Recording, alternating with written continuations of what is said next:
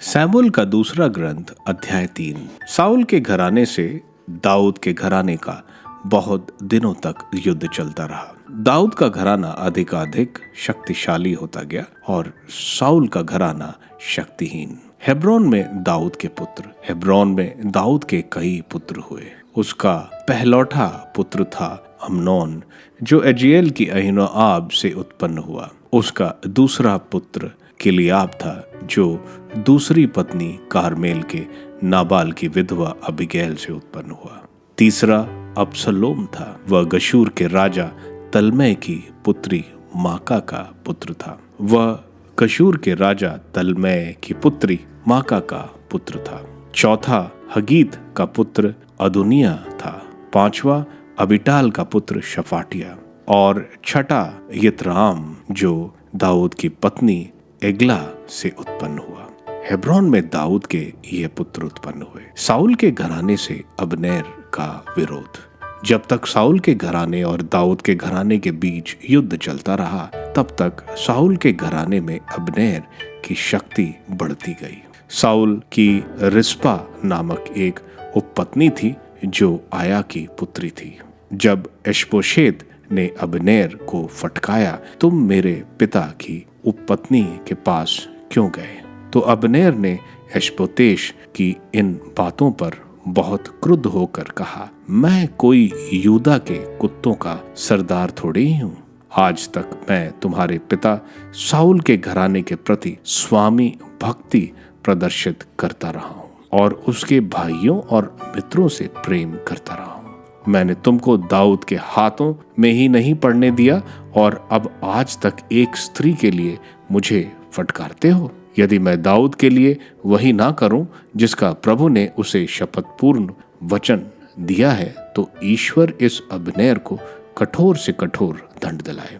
प्रभु ने वचन दिया कि वह साउल के घराने से राज्य छीन लेगा और दान से बेरशीबा तक इज़राइल और यूदा के लिए दाऊद का राज्य शासन स्थापित करेगा। इशबोशेत अबनेर को कोई उत्तर ना दे सका, क्योंकि वह उससे डरता था। दाऊद के पक्ष में अबनेर। दाऊद जहां था, वहां अबनेर ने दूतों से यह कहला भेजा, यह देश किसका है? मेरे साथ समझौता कर लीजिए, जिससे मेरे सहयोग से सब इस्राएली आपका समर्थन करें। उसने उत्तर दिया, अच्छा, मैं तुम्हारे साथ समझौता कर लूंगा, लेकिन मेरी तुमसे एक मांग है। तुम मेरे पास तब तक नहीं आओ जब तक तुम साउल की पुत्री मिकल को मेरे पास न ले आओ। इसके बाद ही तुम मुझसे मिलने आओ। दाऊद ने साउल के पुत्र इशबोशेत के पास दूतों को भेजकर यह कहलाया, मुझे मेरी पत्नी मिकल दे दो, जिसे मैंने 100 फिलिस्तीनियों की खलड़ियों की कीमत पर पाया था। इशबोशेत ने लोगों को भेजकर उसे लाइश के पुत्र पलटेल उसके पति के पास से बुलवा लिया। उसका पति रोते रोते बहूरीम तक उसके पीछे पीछे आया। वहां अबनेर ने उसे घर लौट जाने को कहा और वह घर लौट गया। अबनेर ने इज़राइल के नेताओं के साथ परामर्श किया। वह उससे बोला, कुछ समय से आप दाऊद को अपना राजा बनाने की मांग कर रहे हैं, अब उसे पूरी करें, क्योंकि प्रभु ने दाऊद को यह वचन दिया है कि अपने दास दाऊद के द्वारा मैं अपनी प्रजा इज़राइल को फिलिस्तीनियों और उनके अन्य सभी शत्रुओं के हाथ से मुक्त करूंगा। अबनेर ने बेन्यामीन वंशियों के हाथ के साथ भी बात की। इसके बाद अबनेर ने हेब्रोन जाकर दाऊद को वह सब बताया जो इज़राइल और सारे बेन्यामीन वंशी करना चाहते थे। अबनेर 20 आदमियों के साथ दाऊद के पास हेब्रोन आया।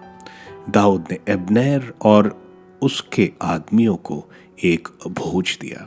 अबनेर ने दाऊद से कहा, अब मैं जाकर सारे इज़राइल को अपने स्वामी राजा के पास ले जाऊंगा। वे आपके साथ समझौता करेंगे और आप अपनी इच्छा के अनुसार सबके राजा बनेंगे। इसके बाद दाऊद ने अबनेर को विदा किया और वह सकुशल चला गया।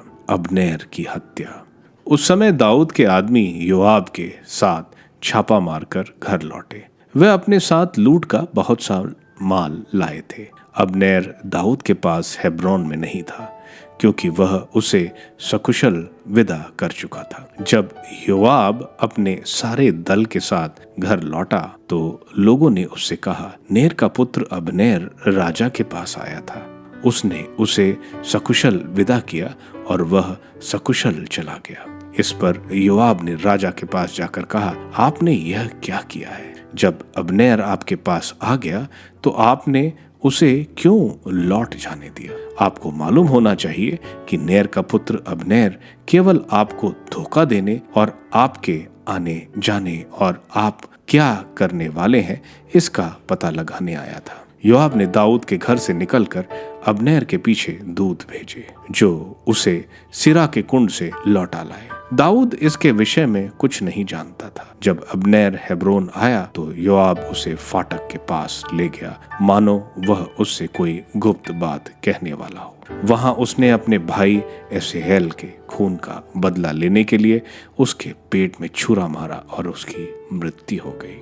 जब दाऊद ने यह सुना तो उसने कहा, मैं और मेरा राज्य प्रभु की दृष्टि में नेर के पुत्र अबनेर के रक्तपात के संबंध में सदा निर्दोष माना जाएगा।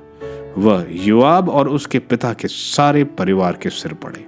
योआब के घराने में सदा ऐसे लोग रहें जो स्राव या चर्म रोग से पीड़ित हों, या बैसाखी के सहारे चलते हों, या तलवार से मारे जाएं, या रोटी के टुकड़ों के लालची हों।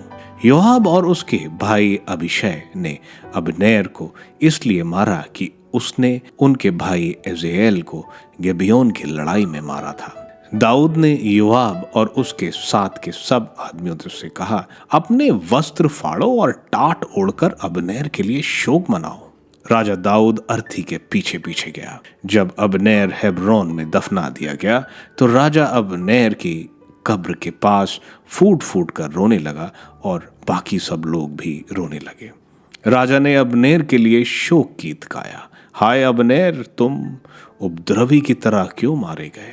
ना तुम्हारे हाथ में हथकड़ियां थी और ना तुम्हारे पैरों में बेड़ियां। जैसे कोई दुष्टों द्वारा मारा जाता है उसी तरह तुम धराशाही हो गए हो। तब सब लोग फिर उसके लिए रोने लगे।